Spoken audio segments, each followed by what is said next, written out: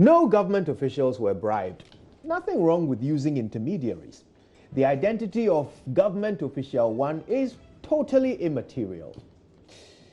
Ghana didn't lose any money. These are a few of the reasons why the NDC insists that the entire Airbus saga is nothing more serious than government propaganda. How do they come to this conclusion? Well, let's ask them in just a moment.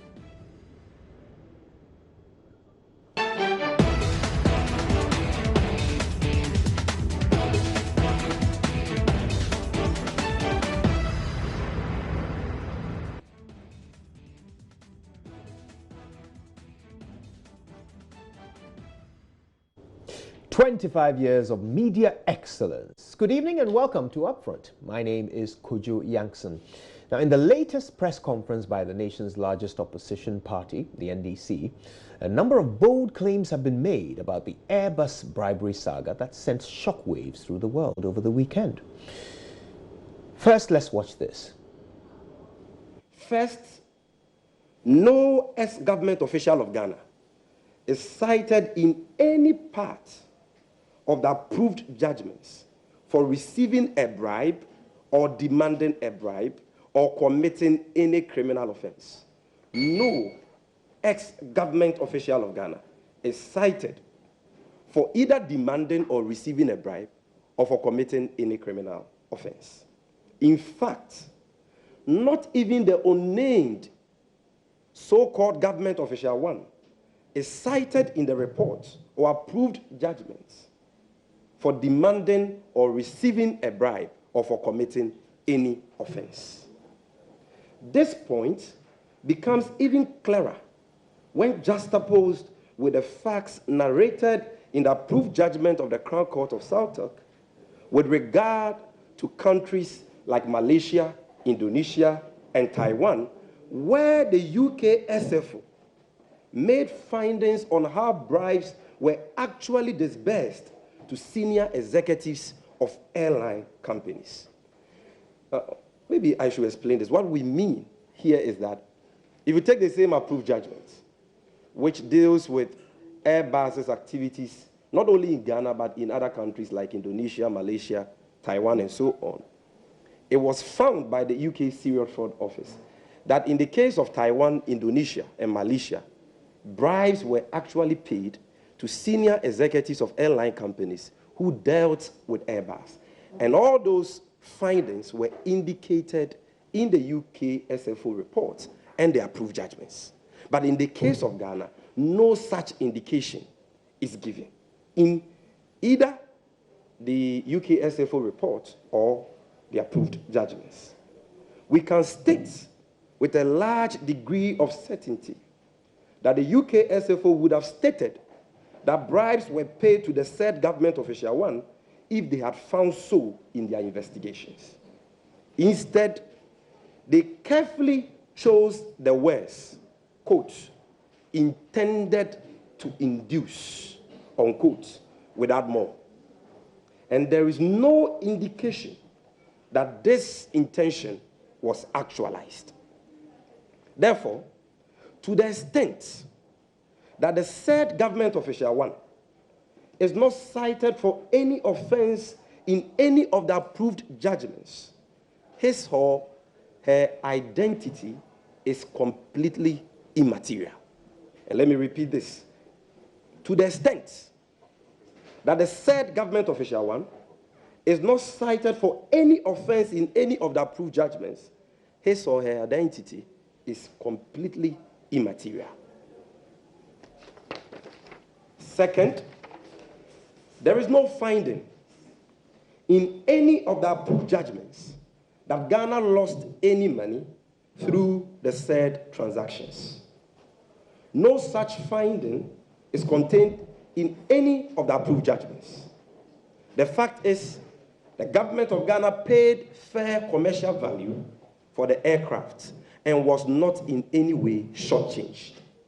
Indeed, the Ghana Air Force conducted its own independent technical and financial evaluation of the transactions in line with best practices in the military.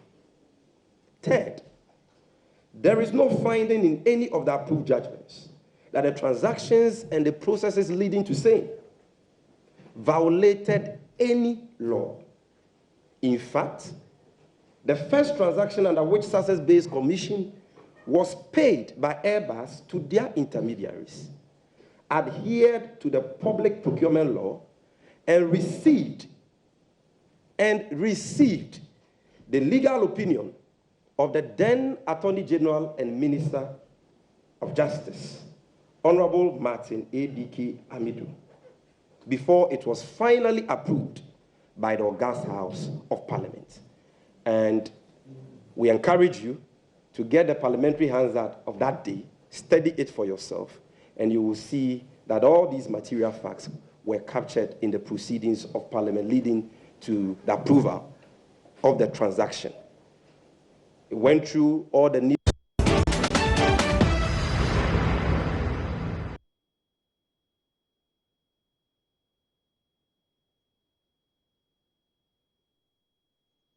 You're welcome back. Now, to help us understand their perspective on the matter, Sami Gyamfi, NDC's communications officer, joins me. This is following, of course, a press conference that concluded earlier today. Good evening, Sami. Good evening, Pedro. Well, that was some press conference. It seems you had a lot to say. But let's start from the first issue that you addressed, which was this Airbus saga. So you're saying that it's immaterial who government official 1, intermediary 5, all the persons involved in this scandal, it's immaterial who they are. Exactly. That is one of the key points we made at today's press conference. Because we have taken time to carefully study the approved judgments of both the Crown Court of Southwark and the District Court of Columbia involving Airbus. And it is very clear from the findings and the decisions arrived by the courts that this whole Airbus matter is about legal infractions by employees and agents of Airbus SE and nothing more. No ex-official of Ghana is cited for either demanding or receiving bribes. No ex-official of Ghana is cited for any criminal offense. As a matter of fact, not even the unnamed so-called government official 1 is cited for any wrongdoing. So you don't think there should be an investigation at all? I mean, this matter is about a private company, Airbus SC, which on their own accord decided to engage the services of intermediaries, or if you like, agents, to help them sell aircrafts to Ghana. It is clear from the investigations by the UK SFO and the approved judgment on the matter that in engaging their agents and in paying them, they breached OECD rules and the UK Bribery Act of 2010. And so since the government of Ghana did not engage any intermediary and did not pay any intermediary, any allegations of wrongdoing arising from the engagement and payment of intermediaries are entirely the business of Airbus and not the government of Ghana. And that is why in the whole investigations, no official of the government of Ghana, whether ex or present, was questioned. Nobody was named. And so this investigation was an investigation conducted by the UK SFO into the internal... Were Airbus officials questioned? Yes, they were. Because Airbus as a company was in courts, okay? They cooperated with the UK SFO throughout the investigations and went to court and admitted to wrongdoing in the engagement of intermediaries, in violation of OECD rules and all One that. of who is the brother of government official 1, one of the intermediaries. Exactly. The brother of government official 1. Exactly. But the point here is that the government of Ghana did not engage the said intermediary 5. The government of Ghana never paid the said intermediary 5. That is not found in the judgment. And the said government official 1 committed no offense. Now, you see, Kwadwo, it's important to make the point that in all this Airbus brouhaha, Nobody has been able to adduce any evidence. Nobody has been able to cite any portion of the approved judgments on the matter that shows that, number one, any Ghanaian government official has been cited for bribery or any offense. Nobody has been able to do that.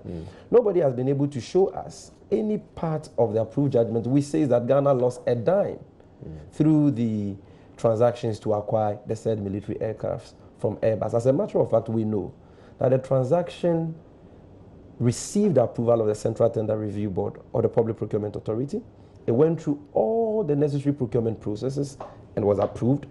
It was subjected to both technical and financial evaluation by the Ghana Air Force in line with best practices in the military before it was tabled before, it was tabled before Parliament. And even in Parliament, as it is normal practice with documents or agreements that goes to Parliament, the parliamentary subcommittee, dealt with the matter, they investigated the matter, did their own due diligence, presented reports to the plenary, and after debates and consideration of the matters, the August House of Parliament approved it. And so we were not shortchanged in any way. There is no such indication. And when you juxtapose that, the reason why that is material is that if you read the 32-page approved judgment of the Crown Court of Southwark, you realize that in the case, in the case of Malaysia, Taiwan, Indonesia, the UK SFO made findings of how bribes were actually paid to senior executives of airline companies by intermediaries of Airbus. But in the case of Ghana, no such finding was made. In the case of Sri Lanka, however, the wife of an official was made an intermediary when she also had no experience of the aviation industry or whatsoever. Airbus lied to international credit agencies to ensure that she could import items into Sri Lanka without being properly equipped to do so. And now, in her case, it's pretty much like the case of Ghana. Somebody was made an intermediary who is closely related to a government official. But Sri Lanka has launched an investigation. Their commissioner of investigations No, we are not saying that the investigation should not be launched into the matter. That's the question to you. The president can choose to investigate, whatever he chooses to investigate. It's his discretion. But then it's not immaterial who government official one is. To the extent that categorical application, we reserve the right to express our opinion on the matter because a lot of noise is being made about this so-called government official one. Conspiracy theories are being built. People are making frivolous allegations on the basis of conjecture, speculations, and innuendo, which should not be entertained in our political space. You understand? And so we reserve the right to come out and say that, hey, you are peddling falsehood. What you are saying has no space in the approved judgments. But how will you know this and without an investigation being done? How will you ever know whether or not government official one was actually bribed through the intermediary? No, I'm saying that in the case of Malaysia and Indonesia and Taiwan, findings have been made that senior executives of airline companies which bought aircrafts from Airbus were bribed by intermediaries. It is taking the Serious Fraud Office of UK years to conduct this investigation. If there was any evidence that the said government official one was bribed, because you trust me, the UK would have put that out in the reports. Which is now, to say that we should now go and investigate and find out whether bribes were paid is another matter. That is more responsible, than those who are saying that bribes were paid when they know that nothing of that nature exists in the approved judgments or the reports. And so, if we want to have a discussion as to whether or not it is necessary to conduct further investigations to determine whether the said intermediary bribed the said government official one, we can have that discussion. But the point we are making is that as we speak, if you go through the 32-page approved judgment of the Crown Court of Southwark, and you go through the 102-page approved judgment of the District Court of Columbia, copies of which I have here, there is no allegation, not even an allegation, of bribery or any offense against any government official. I want to read from that particular document, the District Court of the District of Columbia. Yes, please. Now, this is paragraph 135 of the facts section that I'm reading from. And it says, I quote, between 2009 and 2016, individual 1, a citizen of Ghana, so here they refer to government official 1 as individual 1, yes, for the purpose of this document. Sure. Individual 1, a citizen of Ghana, was a high-ranking elected government official in Ghana during the relevant ITAR time period. Beginning in or around 2009, a few months after individual 1 took office, individual 1 was in direct and repeated contact with senior Airbus executives from both the Defense and Space Division and SMO International about Airbus sales campaigns. Individual 1 was influential in having the government of Ghana approve purchases, and individual 1 contacted Airbus senior executives during the government approval process. In 2011, during individual 1's time in office, the Ghanaian Parliament approved the purchase of 2 C-295 aircraft. Now, this is the part I want to focus on, 136, paragraph 136. In connection with the sales to Ghana, beginning on or about January 1, 2009, the Defense and Space Division contracted with individual 1's brother, Consultant 4, that's Intermediary 5, thank you, a citizen of Ghana and the United Kingdom, to act as a third-party consultant for Airbus during the sales campaign. Now, I don't think there's any dispute that the relationship between Airbus and Intermediary 5, or in this case, Consultant 4, has been ruled as wrong by these courts, hence the judgment. If we are not disputing that, and the US documents say that this relationship was created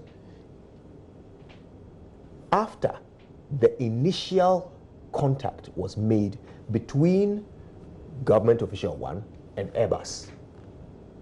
So what it means is government official 1 went to Airbus and said, oh, government of Ghana would like some aircraft. Airbus said, oh yes, we can do that for you. And then Airbus went to employ government official 1's brother as an intermediary when, according to the courts, he had no experience in this field. How do you explain that? No, the matter is self-explanatory, and I think you've answered the question yourself. Who engaged the said intermediary? Airbus.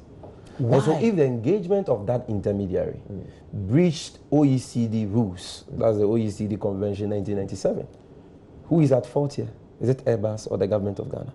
Can you see any reason why Airbus would want an intermediary when the customer has come to them directly and said, I want aircraft? That is for Airbus to answer. And I think they have admitted that the engagement of intermediary 5, in this case, describing another with another term, was wrong. And he's the brother that government official. That's what makes it wrong. Yes, and that infraction is an infraction by Airbus, not the government of Ghana. Because the government of Ghana did not engage any agent who is related to any ex-government official. So if it is the engagement of an agent in breach of OECD rules, then the blame should be put squarely at the doorsteps of Airbus. And that is why they have accepted, that what they did was not proper, it was in violation, and they have accepted to pay a penalty for that. Right. What has that got to do with the government of Ghana? So Airbus says, we wanted to bribe the government of Ghana. You're saying government of Ghana should say, well, that's your problem. We don't care whether you actually succeeded in bribing the government of Ghana or not. Even though you did get the deal, we did buy 3 aircraft from you, we did give you state money for these aircraft. We should not be interested in whether you succeeded in bribing government official 1. The matter has been investigated thoroughly by the Serious Fraud Office of the United Kingdom. And they came to the conclusion that in the case of Ghana, it was only an intent. They didn't say only.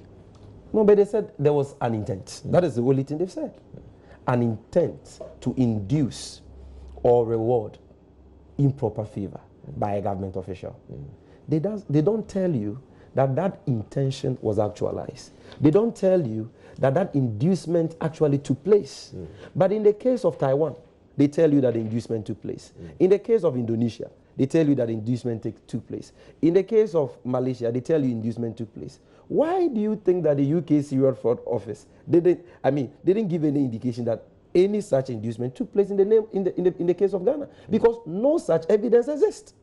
And so unless you want us to be chasing the wind or to be chasing conspiracy theories, and here I'm not referring to you as an individual, I'm referring to those who are making this argument, then this conversation is completely irrelevant.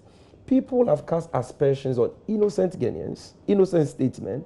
They've made preposterous allegations which have no basis in facts against innocent people. Right. It is not contained in any of the approved judgments on this matter that any official of Ghana at the time took bribes or committed any offense. It is not contained in any of the approved judgments that Ghana lost any money, and it is not contained in any of the approved judgments that any law was violated. So if no law was violated, if we didn't engage any intermediary, we didn't pay any intermediary, we didn't lose any money, okay? And no government official committed any crime. Right. Then why the fuss about this matter? So, you see, if care is not taken, Kwejo, we will be falling for the diversionary tactic of the ruling New Patriotic Party, who are seeking to sway all of us to follow, something which really doesn't concern the nation of Ghana, and leave recent conclusively established case of corruption, like the missing 500 excavators, like the doling out of $24 million in tax waiver to an in-law of President Akufo-Addo for the construction of a hotel. The hotel we believe belongs to him. We'll come to We'll come to all of those details. I mean, it seems that it's okay for the NDC and yourself in this case to talk about beliefs of wrongdoing. But when government wants to do an investigation to determine whether there was wrongdoing or not. Let me clarify this before people get a wrong impression. The NDC is not against any investigation into any matter. Okay. You see, I can't say something. If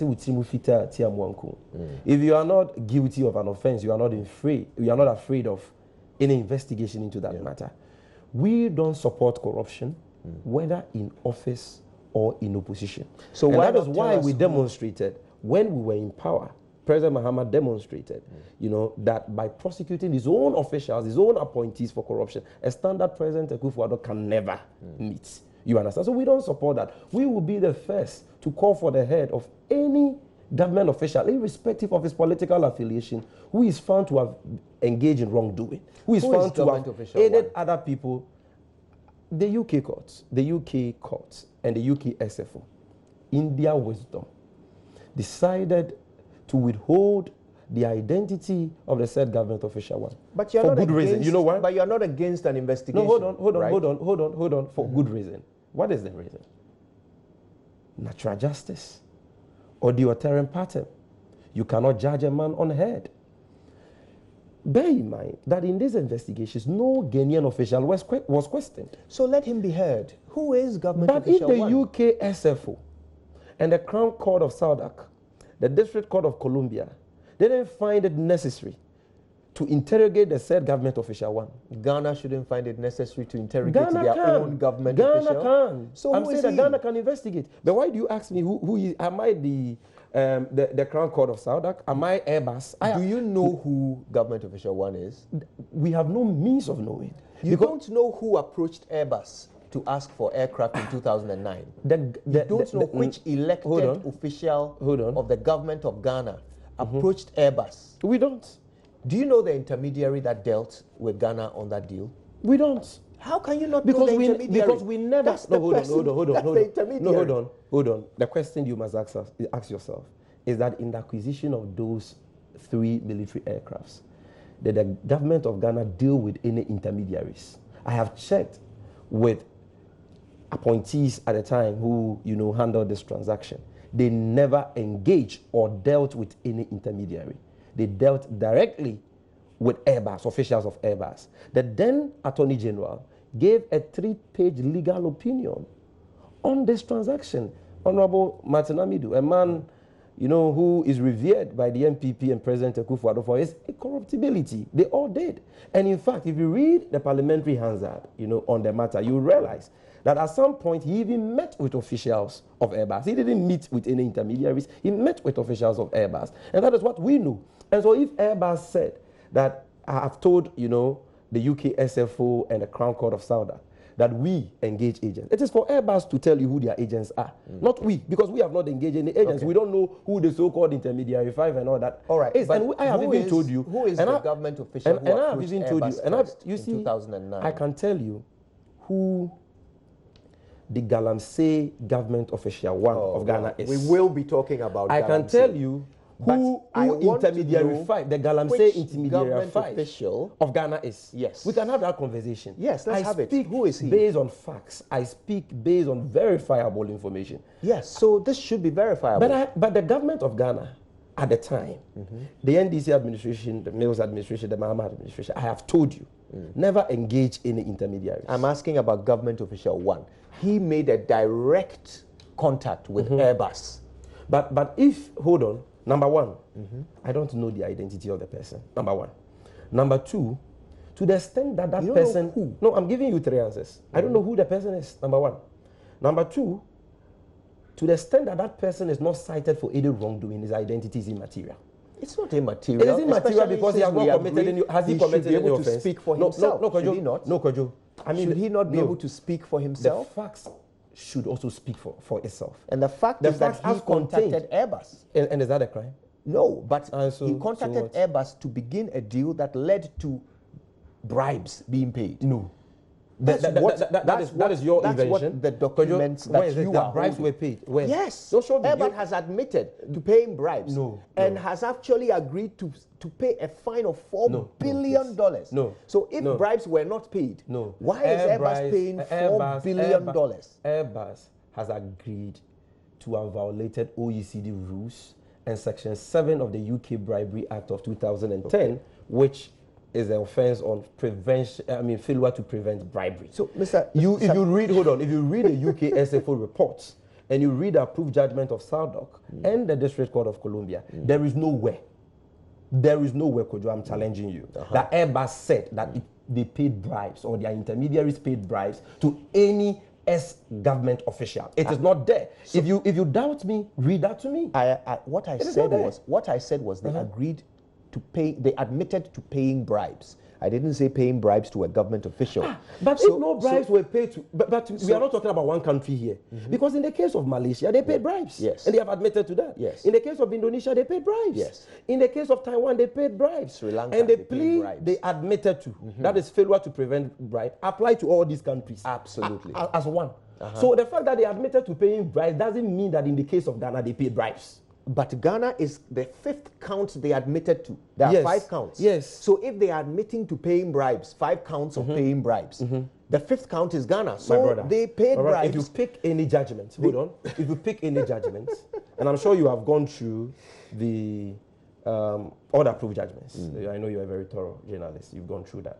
You pick any journalist. If you look at the summary of facts, the offense is stated, the particulars of offense is also stated, and the summary of facts are also stated. You have the document. Yes. Show me whether in the particulars or in the summary of facts or in the judgment proper, where it was stated that bribes were paid to, in the case of Ghana. Show me. So let me show you, without even referring, because you will remember this. Yes. You recall that in the summary of the UK document, it actually says that they are, in the summary of facts, it says that they paid bribes and disguised them as commissions by falsifying documentation to achieve that deception. It's all there in the summary. If you would like me to read it, I'll happily read it. But the interpretation you are putting on it is what is erroneous. And let me correct that. Sure, go ahead. It is there that they paid bribes through a shell described as intermediary 8. Yes. So the bribes in that case, or what they describe as success-based commission, was paid to intermediary 8 on the basis of work being done by intermediary 5 being misrepresented as having been done by intermediary 8. When the payment was made to intermediary 8, He then remitted it to intermediary 5. That is where it ends. It doesn't say that that success-based commission went to any government official. It says that that success-based commission investigation is needed. The UK Serious Fraud Office has, in fact, if you read the last sentence, the last paragraph in the approved judgment of the Crown Court of Southwark on the matter, the UK SFO says that they have closed investigations on the matter. They are not going to investigate the matter again. They are done with their investigations. Does that mean we can't And they didn't find any evidence of bribery. Kwajo, so why do you want us to engage in the case of Ghana? But I thought you just pointed out bribery of any government official. So did you? Hold on. So mention at the beginning of this conversation that they intended to induce, and even that one was not described as bribe. In fact, in the judgment, that portion, it was described as excess overpayment of commission to intermediary 8, which was later remitted to intermediary 5. All right. So how is that a bribe? So Airbus recruited an intermediary who's the brother of a government official. They paid this intermediary more than they should have. They did it by falsifying documents and paying it through a shell company. They did all of this. But the NDC says it's not a bribe. It's not a bribe to who? But what you just said. No, now you are changing. No, we are not changing anything. No. Is it a bribe or not? A bribe to who? So that's what. It is not a bribe. So you accept it that a bribe. Amount to, no, hold on. But it's not. I don't to call a that government a bribe official, because if you are very familiar with the agreement, the transaction agreement, you realize that Airbus disclosed from day one that they work with intermediaries. They had intermediaries in the transaction, and they were going to pay their intermediaries a commission, a success-based commission of 5%. Okay, the violation in connection to this particular issue is not that they paid commission, it's that they overpaid that commission by an amount of over $850,000. That's not the only violation. No, that's not the only. I'm saying that in relation to that specific issue, instead of paying a 5% commission, translating to about a little over 3 million euros, they paid not 5 million euros. No, 3 million euros. Okay. They paid around 3.85 million euros. So there was an excess of 850. But the fact still remains that it was Airbus who overpaid their agents. But that's not the only infraction that they have admitted to. I have a property that I'm selling. I have a property that I'm selling. Why are you focusing on that particular infraction? I have a property that I am selling. Hold on. It's okay. You don't need to. No, I want to give you a scenario because I want people to understand what we are discussing here. Facts as a crucial. I have a property that I'm selling. I have a land. Okay, I need a buyer. And so I employ your cameraman as my intermediary, my agent, to look for a buyer for me. And I promise the cameraman that if you sell this property for me, I will give you a commission of 5%. Now the cameraman gets Kojo Yankson as a buyer. You buy. Okay, you buy the property. And then when paying my intermediary, instead of paying 5%, I pay him 5.5% or 6%. Is that your fault? What has that got to do with you, Kojo Yankson, who only bought the property? But we only bought an aircraft from the company. We didn't engage any intermediary. But we didn't pay any intermediary. And so if the private company which engaged the intermediary overpaid the intermediary, how is that our doing? But why should we be answering questions? But why are you leaving out the two details that matter? The fact that the cameraman that you recruited as your intermediary gave part of the money to another agent. Let me finish the sentence. Okay, the cameraman that you recruited happens to be my brother. And in addition to that, you have admitted to a court that you were attempting to induce me by paying that money to my cameraman. You've admitted it. So you are now saying that I should not be subject to any investigation at all. Do you know the number of people in this country? Even though I actually approached you first. Do you know the number of people in this country, or even in this media house, who have the intention to marry but have not married? Do you know the number of people in this country, who have the intention to bribe you? But have not succeeded in bribing you. So if they pay money with the intent of bribing you, there are a lot of people in this country who want to bribe you because of the work you do. So the mere fact that it is captured in a report that a person had an intention to bribe you means that you have been bribed. No, is that what you're saying? It is a bribe. That's what I'm saying. No, intention to bribe is not a bribe. It doesn't mean I have been bribed. That is no law. Don't talk like that. It doesn't mean I've been bribed, but it means that money is a bribe. Intention to bribe is not a bribe. Hold on, please. It only, go and read the law on bribery. It only becomes a bribe when it is paid to somebody to influence the person for improper favor. But that's what. So when it is not paid, it is a mere intention which never materializes. Let's talk about this. So you want us to now interrogate intentions in people's head. Let's talk that because somebody has an intention to bribe Kojo Yankson, we should conduct investigations into that. It's not in his head. He has admitted it to a court. Yes, that I had an intention to bribe somebody. For it. But the person didn't tell you that I bribed the person. You see, Airbus admitted to all the allegations which have been made against them. In the case of Indonesia, they admitted that we bribe people. In the case of Taiwan, they admitted that we bribe people. But in the case of Ghana, Sri Lanka, they didn't say that they bribe anybody. Sri Lanka, they said they bribe people. Exactly. Yes, but in the case of Ghana, it is only an intermediary. But they bribed. Only $2 million. No, but the fact is that they bribed as well. You see, do you know what makes me sad, Kojo? We were in this country. You see, do you know what makes me sad?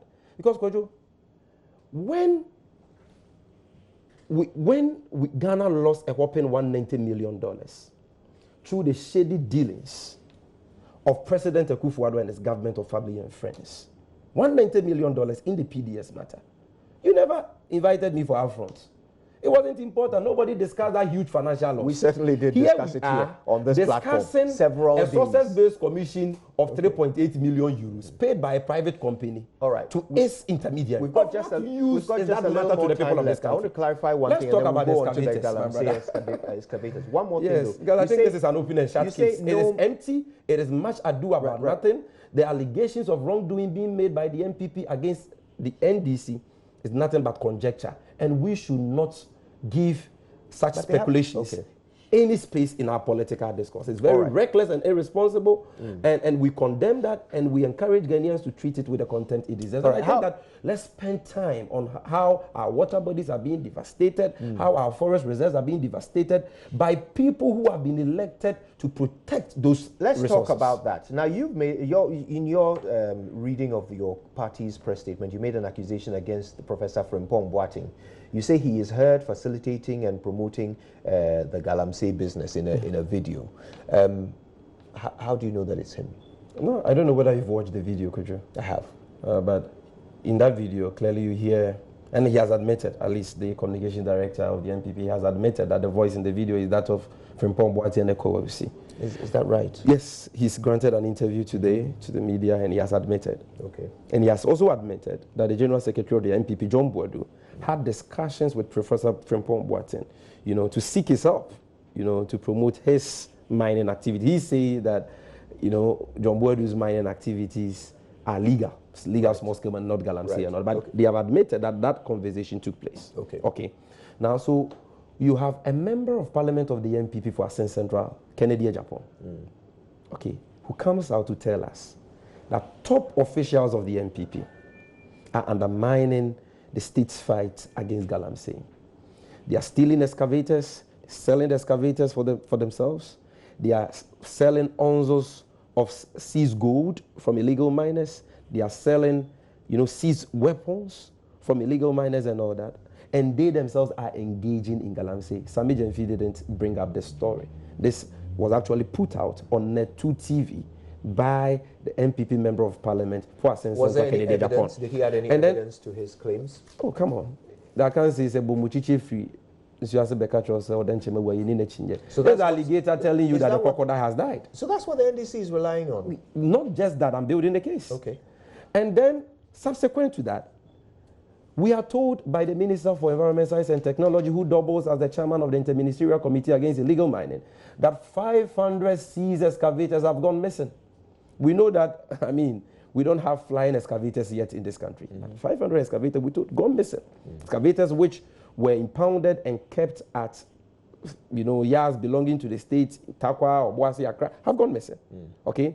And then the MPP regional vice chairman in the central region, Ekowawusi, is arrested together with other MPP members. Regional vice chairman. No, he was not. His suspension was rescinded. Okay. So he is the current regional vice chairman. Okay. It was rescinded by a body put up by John Boadu. And I'm going to show you who the Galamsey government official one and the intermediaries are. I'm going to show you. You see, and we are also told by Professor Frimpong Boateng that this Ekowawusi was introduced to him by Charles Bissiu, a presidential staffer who was caught on tape in Anasa Rimiyawa Anasa's Galamsey fraud documentary, extorting bribes and promoting Galamsey. Now, so in our case, this is how the scheme is. President Akufo-Addo wins an election, comes to the people of Ghana, to the people of Ghana that I want to uproot Galamsey because it is deleterious to our water bodies and our forest cover. The media supports him, the chiefs of and people of this country support him, even the opposition supports him.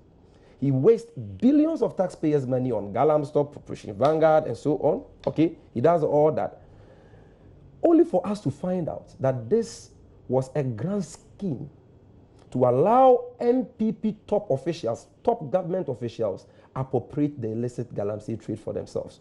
So he appoints intermediary 5, Charles Bissiou, who, when he was tainted, used another as a shell, in this case, intermediary 8, Horace Ekowawusi, who he introduced to the chairman of the interministerial committee. Okay? And this intermediary 8 is the one selling excavators and routing monies through intermediary 5 to intermediary 1. And none of this has been proven, though. It's been proven. Frimpong Boateng was heard on the tape saying that go and help the Galamsey operations of John Boadu, Chamawun to me, and so on. I mean, the selling of the excavators as a means, where are the excavators? If they have not been sold, where are they? But that's not proof that he But did where it. are the excavators? That's not My proof brother, that he did it. So where are the excavators? There's a different standard for But who did what? when it comes to accusations against your party. NPP top officials. A man who is the head of one of the task force against Galamsey, Ekowawusi, has been arrested as the one responsible for the stealing. He's been charged with the offense of stealing. I've got to thank you for your time with us. This stinks. This is a monumental betrayal of the trust of Ghanaians, and we are telling all those NPP officials who are engaged in this illicit Galamsey trade that their day of responding, their day of accountability is coming. NDC. We thank him very much for his time. We thank you for watching. My name is Kojo Yankson. We're back next week with even more Upfront. Have a good night.